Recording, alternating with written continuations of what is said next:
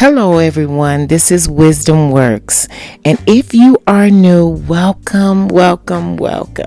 If you are a return viewer, welcome back, and thank you so much for your support. Now this will vary depending on what platform you're watching me from. Please do not forget to heart the video, follow me, subscribe to my channel, give the video a thumbs up, and of course, share this video. Now, not many stories cause me to feel a little angry, but I have to tell you, this one got me. You have to watch this whole video, this full video. I promise you, it's not long. And please share your thoughts on this situation and do not hold back. An elderly Colorado grandmother is suing a Denver police detective for ordering a raid on her home. Now, this was all triggered by a botched ping from a Find My iPhone app. A SWAT team stormed Miss Ruby Johnson's home after a dangerous misunderstanding on how to use the Apple app. Now, I want you to keep this in mind. Mrs. Johnson is 77 years young, and she was relaxing in her home at that time. This happened almost a year ago in January, and she has not been the same since then. Those who know Miss Johnson have stated that she is a very sweet older woman and that she just has not snapped back from this. So it was time for her to do something about it. A lawsuit on Mrs. Johnson's behalf was filed last Wednesday. According to the lawsuit, at least 8 officers in full body armor toting automatic weapons raided Mrs. Johnson's home. They were in search of several stolen items, including 6 firearms and an iPhone. And this all happened on January the 4th. I want you all to take a look at this video. Police conduct SWAT raids all the time. They're looking for criminals, but there's one raid on one home in Montbello that has raised plenty of questions considering who lived in that home. Ruby Johnson is 77 years old, and even police now admit she did nothing wrong. 9 News reporter Angeline McCall and our investigative team have been working on this story for a long time. Tell us about Ruby. Yeah, we've been working on this for several months, and to set the scene for you guys, Ruby Johnson is 77 years old. She's lived in Montbello for about 40 years, raised her children there, just really a kind, nice neighbor to everyone who's known her in that community. And if you aren't familiar with Montbello, it's an area in northwest Denver, and the majority of residents there are Hispanic, Latino, and African American. All right, boys, we're here. This is on January 4th, 2022. That's a clip from the body camera video. Ruby is at home at that time watching TV, and she hears a bullhorn outside of her house telling her to come outside. Police got this search warrant because a truck was stolen from downtown Denver with multiple guns inside. The owner of that truck tracked it to Ruby's house using an app, the Find My iPhone app. Turns out she had nothing to do with that crime, and the technology turned out to be unreliable.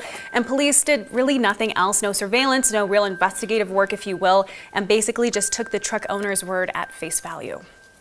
I said, I need to find out what's going on and who assaulted my mom. And I said assaulted, but I did not mean physically assaulted, but assaulted her mentally, emotionally, because she was so upset.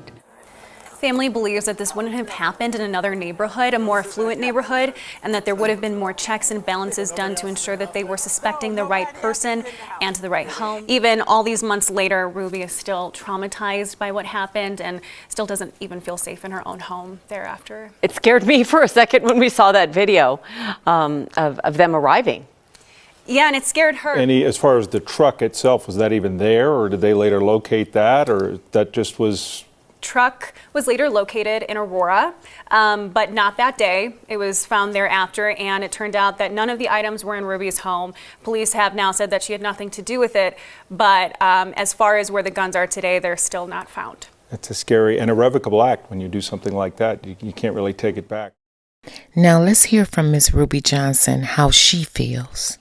Hey, hello, good morning. In the walls of this church, How are you? so many stories will be told. 1 Peter chapter 1, The one that is hardest to share beginning, the middle, and the end of our trials. is the one that belongs to Ruby Johnson. Because every time I think about it, tears start coming down. And that's okay. Tears from the day when she was treated less saint, more sinner. Denver Police Department with a search warrant. You come to the door with your hands up. Stormed Ruby's Montbello home. Ma'am, come to me.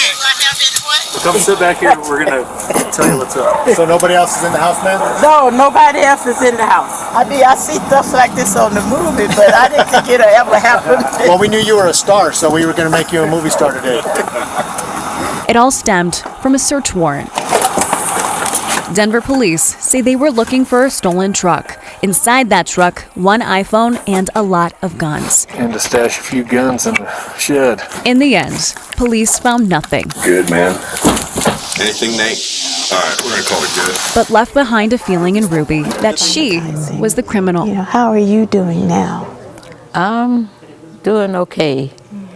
I was kind of, doing kind of bad, because of what was going down. And I said, why did this happen to me? Right. It's been hard to watch her. It's been hard. I noticed she's changed.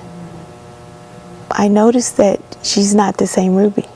And I noticed a sadness that I had never seen before. Ruby's family wants an explanation. So did we. Court records show to justify the search warrant, police relied almost exclusively on an app, the Find My iPhone app. The owner of the stolen truck told police his phone pinged at Ruby's house. That's how it is. I mean, it's not right, but that's how it is in the brown community, where it's like they do first and then they ask questions later. Miss Johnson, did you have any grandkids over recently? Did I have any grandkids? Yesterday. Oh, no. No. That's how little they think about our community, that we deserve for them to just come in guns blazing. State Representative Jennifer Bacon represents Montbello, a neighborhood we found that has the second most SWAT knock-and-announce search warrants when police use SWAT gear and armored vehicles. It is, let's show up in front of a dozen houses and yell into a bullhorn your address and come outside. We found that 64% of those warrants happen in neighborhoods just like Montbello, with a majority of residents who are Hispanic, Latino, and African American. I don't believe this would have happened in a more affluent neighborhood without additional evidence or verification. That perception is wrong. We're going to do our job no matter what part of town it's in. Denver Police Division Chief Joe Montoya says the approach officers used was gentle. Well, race had nothing to do with where that phone pinged. We don't, when a phone pings to a home, if this phone was pinging in southeast Denver, Cherry Creek, we're still going to go in and try to get those guns. Problem is, the last time the phone pinged around Ruby's home was nearly 22 hours prior to the raid, and the owner of the phone tells us he told DPD it had also pinged at a McDonald's and a 7-Eleven. Would it happen in Northfield? Would it happen in Highlands Ranch? Would it happen in Cherry Creek? Doubtful. Neighbors like Sharon Battle feel the consequences when police show up like this in their neighborhood. I think it impacts all of us because then we feel less safe, more concerned. I think Black folks have a trauma that we kind of live within our spirit. We know that this can happen to us anytime. I could clearly understand that, if that happened to me or happened to one of my relatives, I would probably be concerned about it. However, we do also have a responsibility to keep this community safe. And as we know, with where gun violence is in our community, we have to do our due diligence to try to find these weapons and secure them and get them off the street so they don't get in the wrong hands. Where do you think she's hiding the rifle? A sanctuary intruded, and it was damaged. Police know this leaves more than a mark. We do understand how we try to do things better. And I think what we're learning is that, in situations like this, that what we need to start doing, and I believe we're going to start doing, is follow up with these communities after an event like that occurs. In this case, I think it would have went a long way into, healing some of this. Yeah, but it's a process. I think it's going to take you some time. Yeah. It's going to take you some time because this is traumatic. It's traumatic. It was. Yeah. I need to get out of Montbello. Yeah. Montbello might lose one of its longtime residents of 40 years. So you're thinking about that now? Yeah, he want me to move to Houston. As Ruby searches for a place that feels like home again. We want you to know that we're here for you, and we just praying for you, that you'll be at peace and that your life will be better than it was. All you right. know. Okay. Amen. Thank you. All right. Amen. Love you, Thank sister. you very much. I love you too. I think seeing that moment between Ruby and her friend Rita reminds you that this happens to real people and it has real consequences emotionally and mentally. Don't forget to share your thoughts. I'm curious to know how you feel about this. And thank you so much for watching.